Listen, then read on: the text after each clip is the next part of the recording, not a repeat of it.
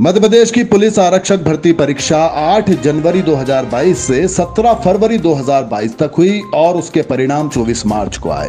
लेकिन इसके बाद भूतपूर्व सैनिकों का दर्द उभर कर सामने आ गया।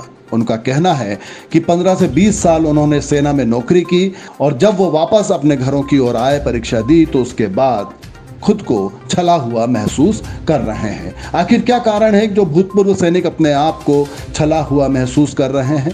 पहली बात तो यह है कि परीक्षा परिणाम में उनका कहीं पर भी चयन में नाम नहीं है। क्यों नहीं है वो भी ये बतला रहे हैं, क्योंकि वो कलेक्टर कार्यालय पहुंचे हैं, उन्होंने अपना एक ज्ञापन शासन के नाम दिया और अपना दर्द भी मीडिया के सामने बयान किया।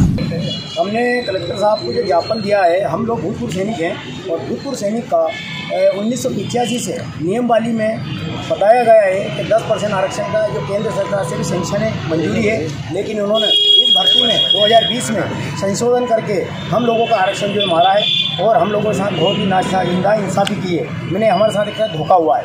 अगर हम लोग जो है सेना के जवान जो अपना बलिदान देश के लिए कर रहे हैं और यहाँ जब हम लोग आते हैं 15-20 साल की नौकरी करने के बाद, क्या हम लोग सिविल के बच्चों के बराबर, क्या उनके बराबर नंबर ला सकते हैं, क्या नहीं ला सकते? इन्होंने इस तरह की बदमाशी करी है इसमें और इनको जो वापस से हमारा जो जिस तरह से पहले से चला आ रहा था, प्रावधान था, उस तरह से इन्हें वापस से आरक्षण देना चाहिए। हमारे इसमें 2020 की वैकेंसी के हिसाब से 6000 पद थे, उसमें 10% के हिसाब से 600 पद हम लोगों के बनते हैं। ये हर कैटेगरी में सामान्य है, ओबीसी है, एससी है, एसटी है। सामान्य में 162 है, ओबीसी 162 है, उसके बाद 103 जो है एससी में है, एसटी में है 87 और इस हिसाब से हम लोगों के 600 पद बनते हैं। 601 पद दिखाया गया इसमें, लेकिन इन्होंने बड़ी नाइंसाफ़ी करी और इस हिसाब से हम लोगों ने कल भोपाल में भी, परसों के दिन भोपाल में प्रदर्शन किया। वहाँ के जगह जाकर गृह मंत्री से चर्चा भी हुई इस विषय में। उन्होंने बोला मैं इसकी जांच करूँगा और इस तरह आश्वासन हमें दिया गया है। हमें हमारा हक 10% कोटा दिया जाए, इसके अलावा हमें और कुछ नहीं चाहिए। अगर ये नहीं होगा तो फिर भविष्य में इतिहास बदलने की हम क्षमता रखते हैं और हम इतिहास बदल के देंगे आपको, अगर हमारे साथ नहीं हुआ तो।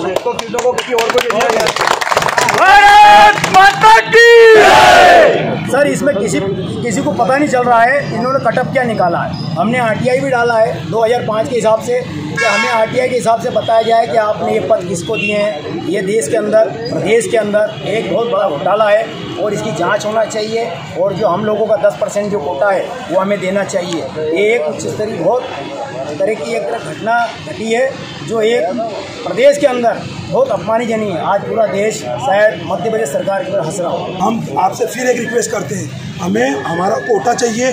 बाकी हमें किसी पार्टी से, किसी सदस्य से कोई मतलब नहीं है। हमें हमारा 10% दे दीजिए। कोई किसको नंबर मिले, कोई आया नहीं आया, हमारे 3000 सैनिक इसके अंदर जो सिलेक्शन होने थे, जो स्टेज में होना चाहिए, जो इसमें से एक इसके अलावा हमें और कोई मतलब नहीं किसी से। हमें हमारे 3000 सैनिकों का नेक्स्ट स्टेज में नाम चाहिए।